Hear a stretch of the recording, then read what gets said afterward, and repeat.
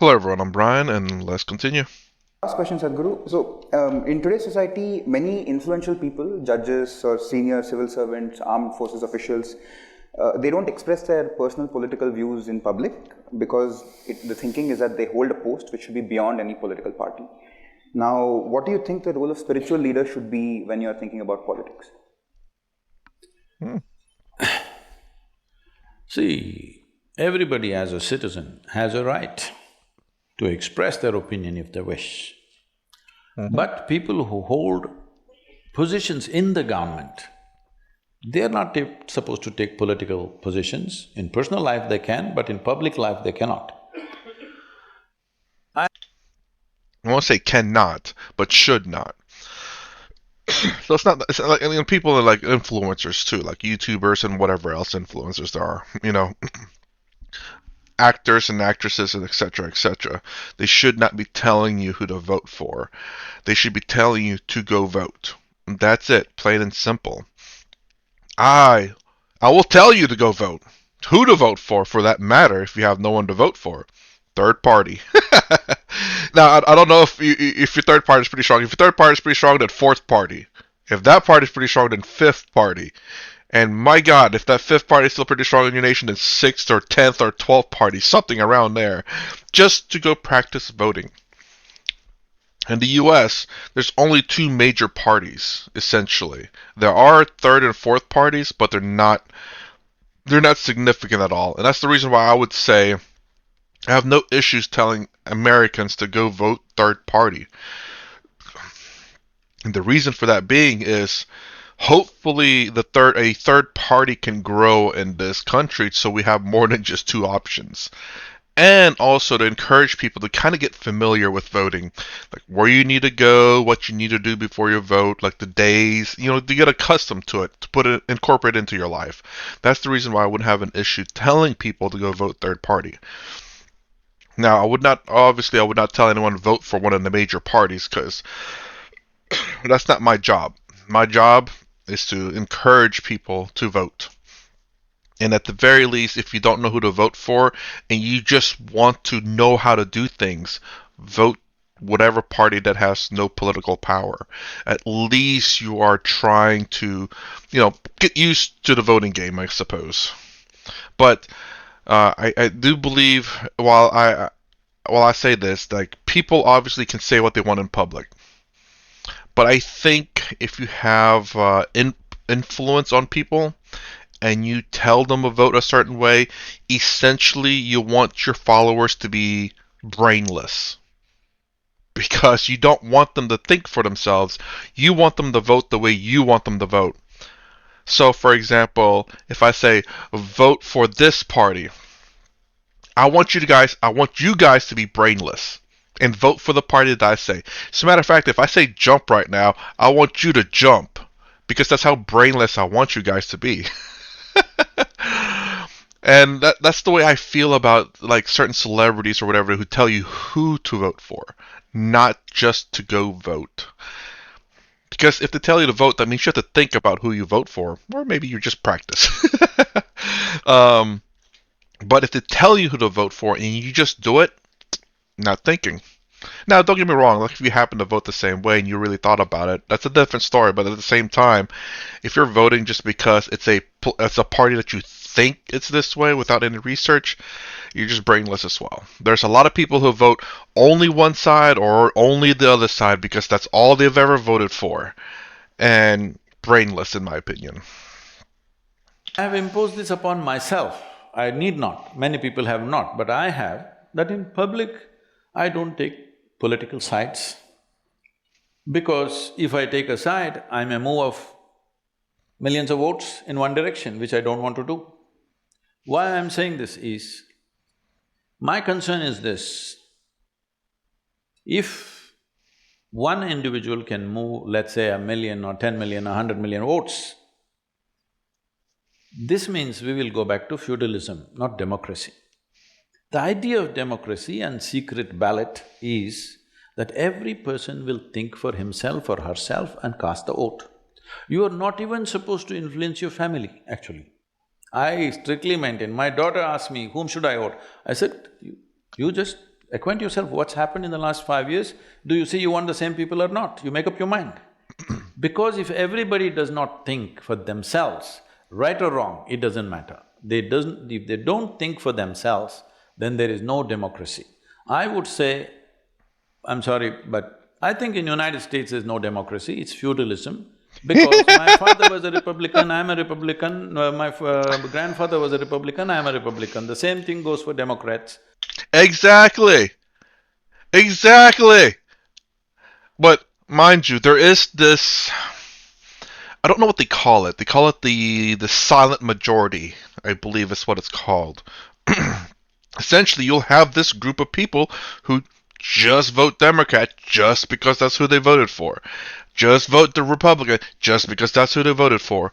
But you have this silent majority which swings the actual vote that really matters. Is because this ones don't vote one way or another, and I'm glad about that. But it's not. I don't know how many of these people are honestly. It clearly it swung one way, then the other, then the other, and then the other. I mean, I'm just saying, it's out there, and there are people out there like that. I'm glad for it too. How is it democracy? You're already fixed. I am pushing for this in India. I know everybody, all political parties will be against me. I said, political party membership should be taken away. Political parties should not be able to enroll members because now you have 100 million members, these 100 million people are simply voting for you without looking at what you have done or what you're going to do. They should go. Every time, every 5 years, we must be willing to evaluate what's happened. I wonder if we start like I my friend once suggested that we should put their values and political views or their stance on certain things on a piece of paper, and we should vote for that. So your vote, your views on immigration, your views on whatever, and you vote that general direction to see, I guess, to vote on policies and not on people. Is it worthwhile giving them another chance or no? This evaluation should happen every election time, but right now it is fixed. Because I belong to this party, anyway I'm going to vote this party no matter what nonsense they do. This has to go, this is just feudalism, you've destroyed democracy. So as a part of that, I have taken a stand that I will never publicly give a call, this is the way to do. But at the same time, everywhere I go, people keep asking, what has happened in the last 5 years, is it worthwhile? I only tell them, see, this is what has happened, it's for you to decide whether this is worthwhile or not. You must decide. I will not tell you, this is great, you must vote for this party, because that will destroy the fundamental democratic fabric. So, judges and others, they should not, because they're holding a position which will become weak if they express political opinion. That's not the right thing to do. But every other citizen has. Recently I was even asked why someone who's has a religious whatever, like they're talking about the UP chief minister, how can he be a chief minister? What I'm asking is, he's a monk, all right? Because he's a monk, have you given him any special rights? Can he drive without a license? Can he go without paying taxes? Is there any special rights? Can he travel in an airplane or a train without ticket? No, no special rights. Then why the hell are you taking away the privileges that other citizens have? Like anybody else, he stands for election, wins the election, he rules, but he may impose his religion. Well, a whole lot of people are drinking alcohol, all right? Ministers, chief ministers. Are they imposing alcohol on you? Maybe they will try. They're trying, not only trying, they are actually. So if a man is meditating, maybe he will try to influence, whether you meditate or not is your choice. Can he impose it on you? Does he have the mechanism to impose it on you? No. These are just rubbish nonsense going on all the time because there are 200 news channels, they have to fill it with something. If there isn't news, they gotta make it. And it's usually bad news because that's what gets people's attentions.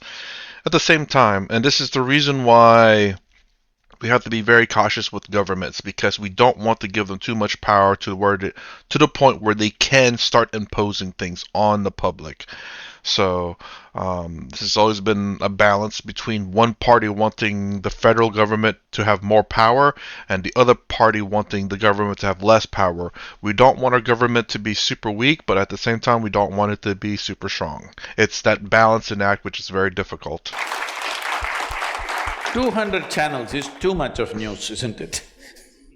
And everybody says what we are right now broadcasting is unique and fresh, only we are doing it.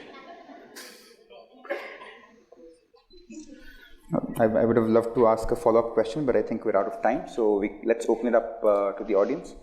So let's do this. Let's take questions in groups of three, and then Sadhguru can choose how to club them and answer whatever. I normally answer every question, so just give me one at a time, huh?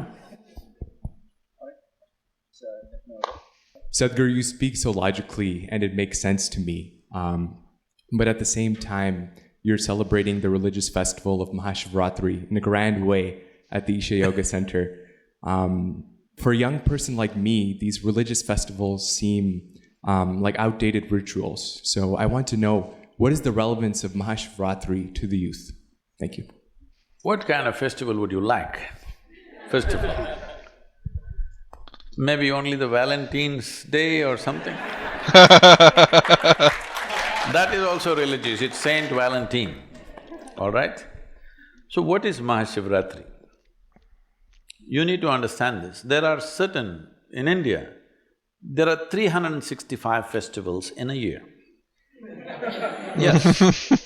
Today, due to economic reasons and the way we have structured our work and things, a whole lot of them have died. Still about 30 to 35 are being actively, maybe more than that, about 50 to 60 festivals are being celebrated by different people, but that number also is decreasing. Largely maybe about 5 or 6 are being celebrated in a big way. So, some of them are social, a few of them may be religious, but hardly any religious ones. Some are all connected to the calendar. Almost every Indian festival is connected to the calendar, what's happening in the solar system. We want to do something which is conducive for what's happening that day in the rest of the solar system. Why this is important is, because what you call as my body right now, what is human mechanism, has come out of this planet. Most people don't get it till you bury them. They think they came from somewhere. No, this body is… solar system is working like a potter's wheel to generate this. So everything that happens to the solar system happens to you in some way. So there is a very keen observation of what is happening in the solar system today. Accordingly, we have crafted one kind of celebration and we do those specific things.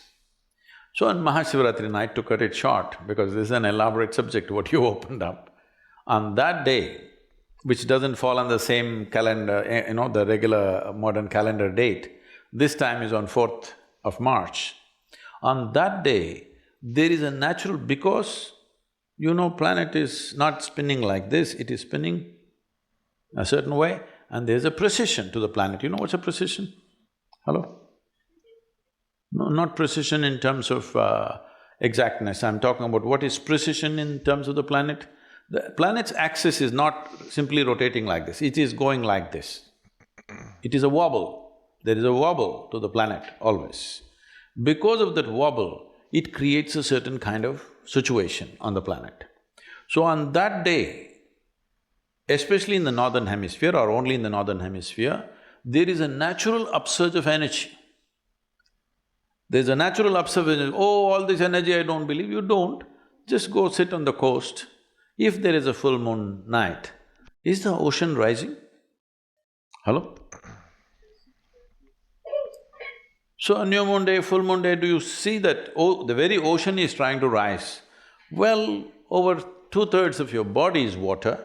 What makes you think water inside the body won't rise? All the fluids in the body are also rising. So you will see these things are there everywhere. if you've ever been in a mental institution, no, you could have gone there and just… You will see on full moon days and new moon days, people take extra care because those who are psychologically disturbed become far more disturbed. People think moon causes madness, that's why lunar and loony and all this stuff. Moon does not cause madness, it just pulls everything up. If you're a little crazy, it makes you more crazy. You're a little loving, it makes you more loving. You're a little meditative, it makes you more meditative. Whatever is your quality gets enhanced because it's kind of… there's an upsurge in the system. This particular day, after the solstice happens in December, 22nd of December is the winter solstice. After that, the planetary precession is such that there is a natural upsurge on that particular night in a very big way. If on that night, if you lie down, this means when the energies are trying to move like this, you're kind of obstructing it. It is not only that you lose the benefit, you could also harm yourself in a very sensitive way. All these things matter to you only when you want to be a full-fledged human being. When I say a full-fledged human being, you want every faculty that can be opened up in the human being, you want it to be opened. Not if you are that kind, by evening you're drunk and sleeping, what is there also you want to kill it, that's up to you. But if you want to be a full-fledged human being, you want full scale, everything happening to you, you observe all these small changes that happen in the system and take care of that. So you want to sit straight, you want your spine to be erect on that night. When energies are moving upward, you want to help it further go up, not like this. So, we created what is called as jagaran, that means to stay alert and to stay erect. How to keep people erect? Just make them sit. You think they will? If I make you sit for another 5–6 hours, you will simply sit? No, I have to entertain you. Hello. So, that night we have a celebration from evening 6 to morning 6, 12 hours non-stop, music, dance, meditation, various things being done so that everybody stays alert. Nearly 1 million people are in one place, but these numbers were exploding, so now we have large screens in over 130 cities across the country in southern India, so that people gather there and too many don't come here, but still it'll run into somewhere around 700 to 800,000 people in one place. And over 86 channels are telecasting it live. So how many millions of people are watching, we don't know. Last year they said it could be somewhere around 6 crore people could be watching. This time it's going to be much more. This is also the 25th year of Mahashivratri in Isha. 25 years ago, we started Mahashivratri celebrations in that place with just 70 people. So, it's grown that big because people find the benefit of what it is. You do one thing on that night without getting drunk or drugged, just sit alert. You don't like celebration, so you simply sit like this. It's up to you. So, you need to understand this. A human being needs celebration. If celebration has to happen in your life, you need some sense of playfulness, otherwise there's no celebration. Most people can celebrate only if you get them drunk. I will show you 1 million people in one place, not a drop of drink allowed anywhere, but you will see full night, not one person will sleep, everybody's on, okay?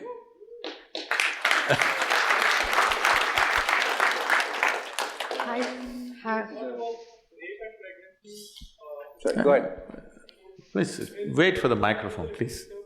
Hello, please wait for the microphone. Could If someone everybody hand him- goes off like that… Could someone hand him a microphone, please? So, I have a question for you and Sorry, thank you so much. one moment, ma'am, one moment. Okay. Gentlemen. Sadhguru, your thoughts, I would say, or I could say your answers about the questions on pregnancy, or whether your thoughts on like what it means for women to bear children or not bear children and the choice thereof was a beautiful answer. I could Please, relate to everything just come that to you're the saying. question, time is very… The context is slightly necessary, I'll keep it short. And your answer about rapes and increasing cases of rapes, or them being sort of a social crime, but also there's an association of pride, etc. That was a question.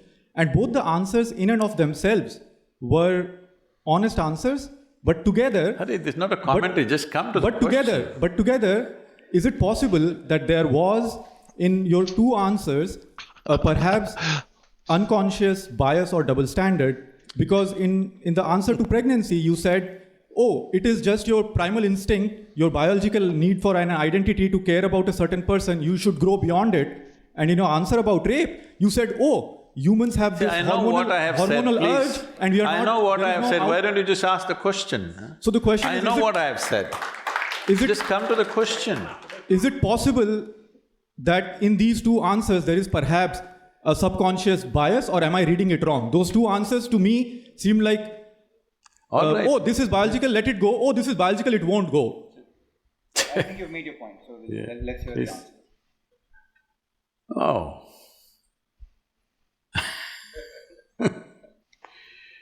Let's understand this. The hormonal impact on human biology is such, it subjugates one's intellect, subjugates one's knowledge, subjugates social order and acts beyond that. Is that the way to create a society? No. The whole idea of creating a society is that all these things will fall into a more graceful slots so that they will function smoothly to everybody's benefit, not against anybody. That's the whole idea of trying to bring a civilization to a society, is just that, that's the effort. Have we ever, in these whatever thousands of years, have we ever succeeded 100% in this effort? Have we? No. At certain times, these things have been well handled, at certain times they've been badly handled. Only thing we can do is, how well can we handle it in our time? That's all there is in our hands. You're thinking of these things as some sort of absolutes. These are not absolutes. Don't think there is a man who is a rapist and there's a man who is no rapist. It's not like that. It's just that when he goes out of control, he will do ugly things. When he's in control, he behaves well. When he's in love, he behaves well. When he's joyful, he behaves well. When he gets frustrated, he behaves horribly. This is the nature of the human being. Essentially, then, this goes beyond what they're saying, more than just their grapes part. Obviously, this just goes to human being natures in general, that anyone at any point when they get heavily emotional in a negative fashion can cause negative effects.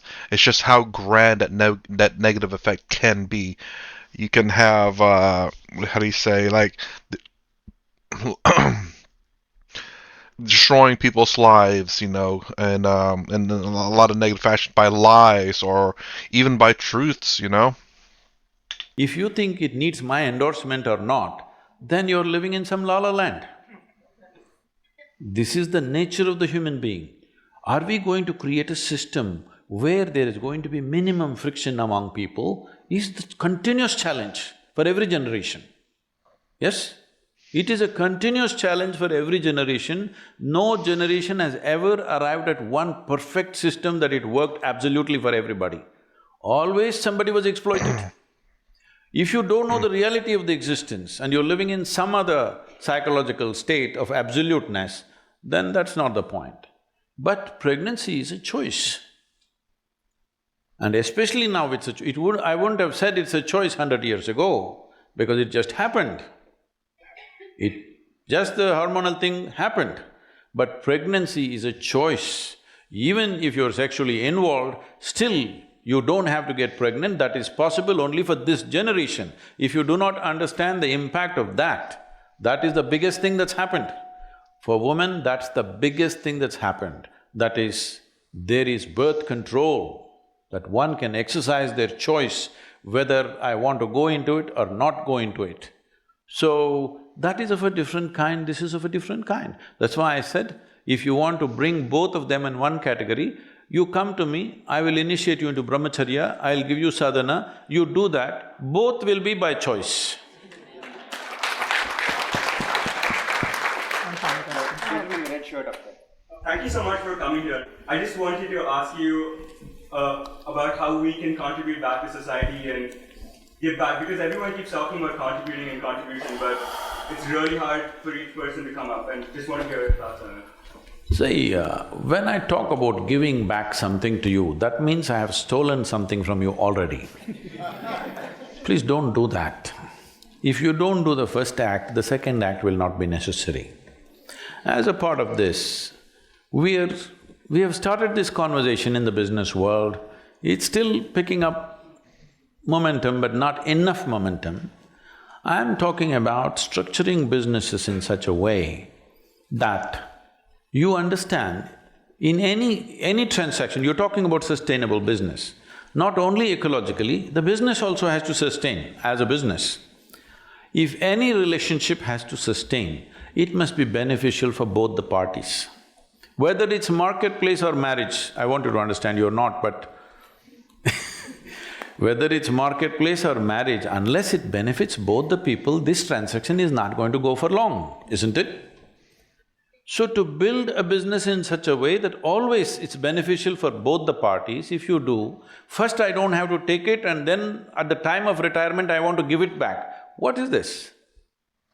This is like the old, even the mafia and Robin Hoods who steal from other people also give it to people because otherwise they cannot survive. So first don't take it and then try to give it back. Why? Why can't our life process itself is useful to everything that we do? Why can't businesses be built in such a way that it's naturally beneficial to everybody? And if you make this happen, if you today a lot of impact businesses are coming which are all thinking on these terms. It is still not large enough as it should be, but it's beginning to happen. As a part of this, right now one of the biggest problems we need to address in the world in the next few years is going to be migration. It's estimated nearly 1.5 billion people will migrate in the next 5 to 10 years' time. When 1.5 billion people start moving, not one wall, people will try to build walls everywhere. And wall is a solution only till the tide is of a certain level. When the tide increases, it'll fall over the wall. It will. I'm not just talking about one country, I'm saying everywhere. So what is the solution for this? The problem is just this, right now, nearly 80% of the world's investment is probably in approximately 25 to 30 cities on the planet. This needs to spread. If investment has to spread, who will risk spreading their investment to a place which is harder to do business? Yeah. You have to create a fund which will allow a little more easy money. If you want easy money, you must invest it in impoverished societies.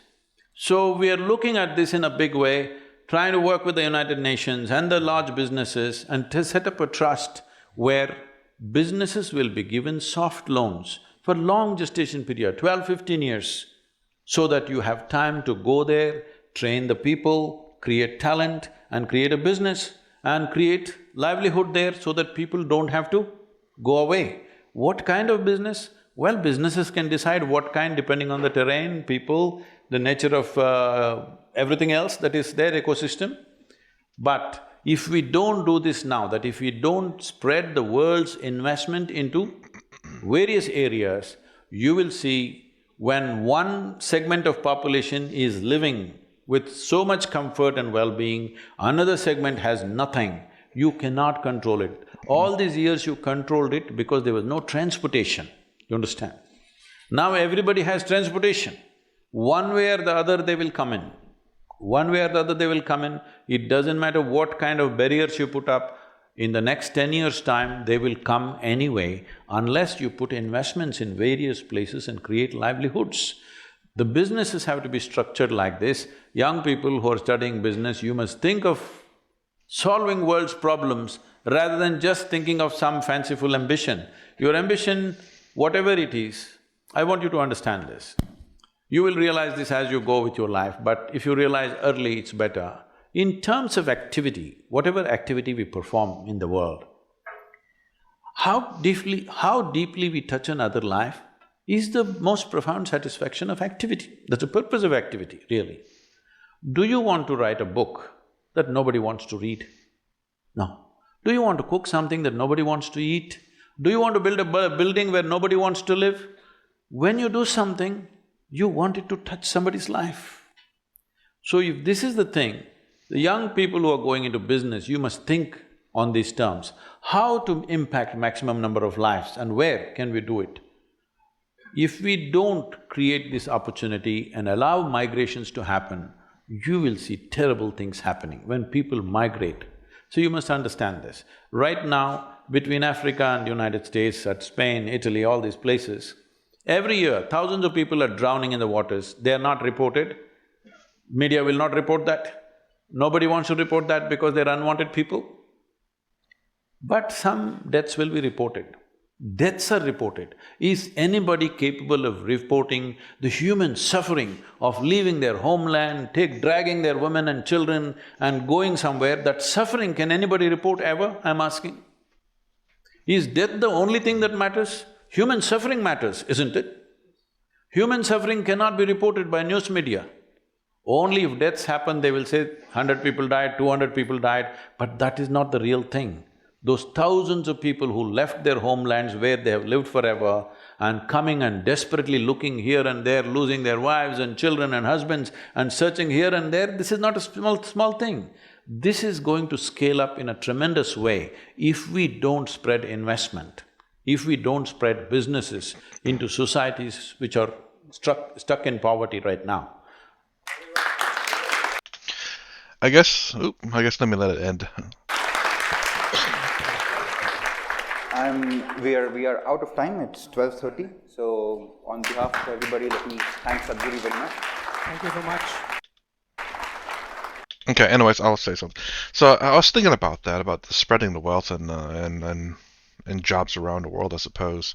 I completely understand what he's trying to say. You know, you have a lot of people in South America going through Mexico to get into the United States.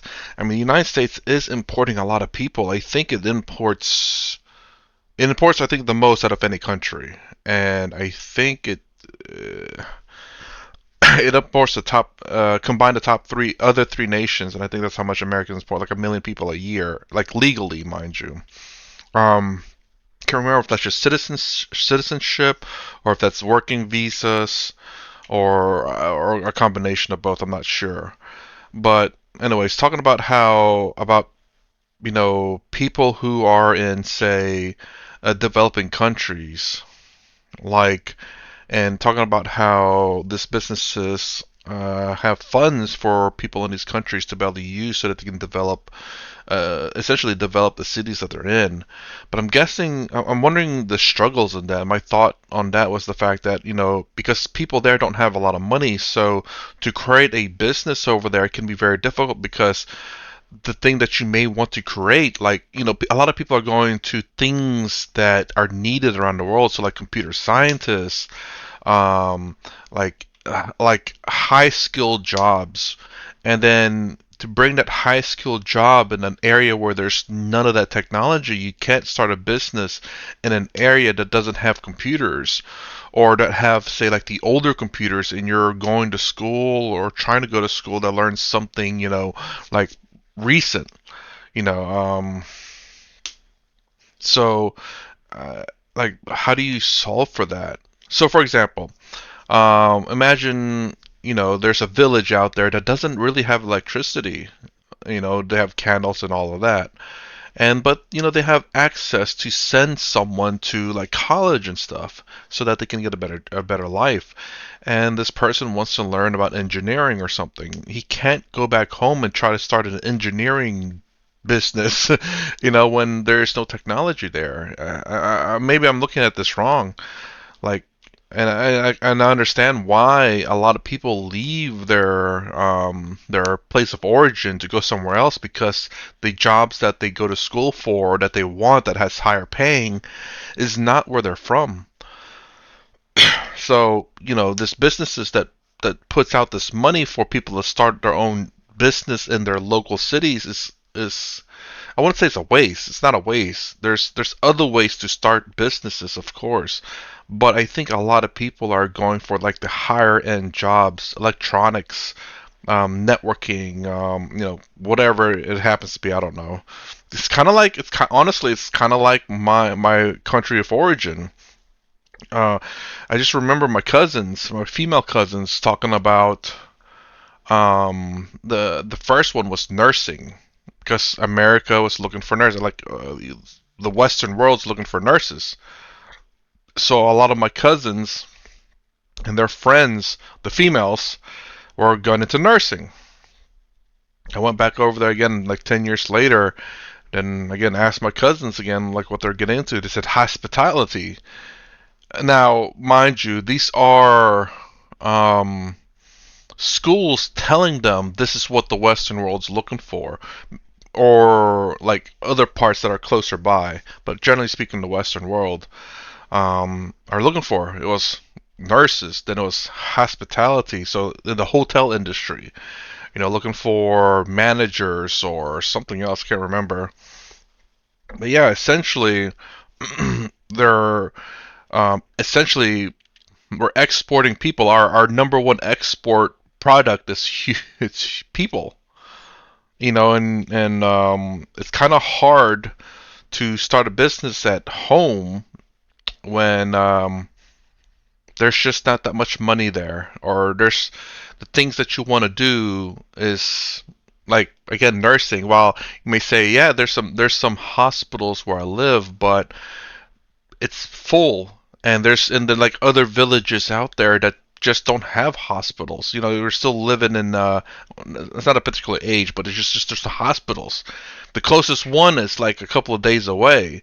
When you're, I don't want to describe where I live, but anyways. Yeah. So while you look at like the Western world, where it's just literally there's so many hospitals, so you're almost guaranteed a job, and the people that live in let's just say America, for example, or the Western world, don't really want to get these jobs. So there's openings, and they're like, hey, we need people. We're willing to take anyone in so long as you got a degree in nursing. And the people that live in the country are not really getting into it, but you have other people in other countries who know how tough it is, and they're saying, hey, look, they need nurses.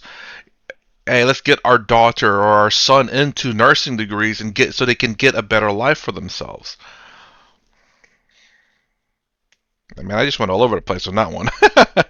But you get the idea. There's nothing at home. When you hear that, they're willing to import people to fill in the slots, and you're looking at the homes like, well, I would love my child to stay here, but the closest hospital is already full, and the next hospitals, or all the hospitals around here is full. There's only 5 of them in this entire country, and they have another country in the Western world. They're willing to pay for their boarding, pay for their plane ticket, pay for their schooling, and pay them to go work for them. And it's a great deal. Like, it's kind of hard to beat that. And, I hope Sadhguru figures out the way to do it, Find a way to, I guess, start up businesses. I mean, I'm sure there are people out there who have taken advantage of this loans and have started local businesses that make sense, but it's just going to take some time, I suppose. Man, I really went on a tangent there, didn't I? Anyways, that's the end of this video, the end of Sadhguru at Harvard University. If you like my content, please consider subscribing, thumbs up, the sign up below. Thanks for watching. I will see you in the next vid.